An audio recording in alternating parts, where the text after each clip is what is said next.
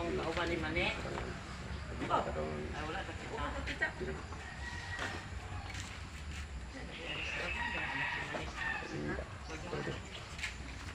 Diba po kayo bulak? Bata pa din siya. Ano? Nanay ako mo ko na. Nana. Ayun, mga abini mo rin mga batanon doon. Tayo na kami niya. Guys, diba po kayo bulak sa pero sa Butagon. Dami sa simba na sab. May nimba. Kaya kung dili ta masimba guys, wag po tayo mahimo. Kaya kung wala ang Ginoo, bisan tuod kita naigo ang mga kanasuran sa kalamidad sama sa Cebu, naigo sa mga kalamidad. Doon kay mga guys, no?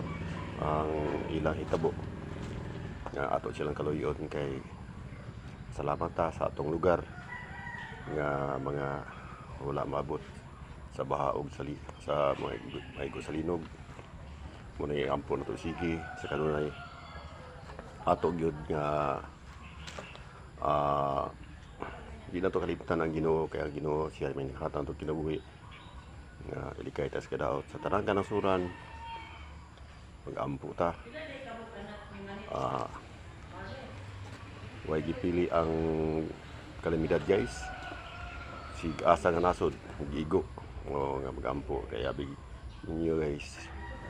Karon nga panahon lisod na kayo kay ang ato ang kalibutan murag nagkatiguang na yun o kinahanglan yun niya kita sa kanunay mag-ampo sa Diyos kay ang Diyos may naghatag og ginhawa na to hangin og sa tanan gayud na tong adlaw-adlaw nga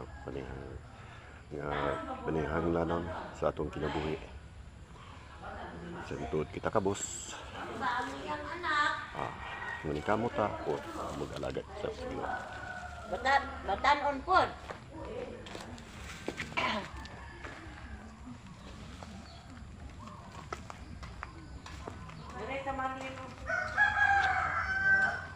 Direta manilig.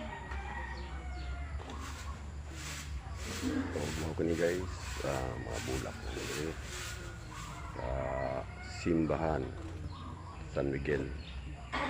Doon pa dito napatan ang galing province. Mga guys na mo simbahan dito sa Matag Domingo guys.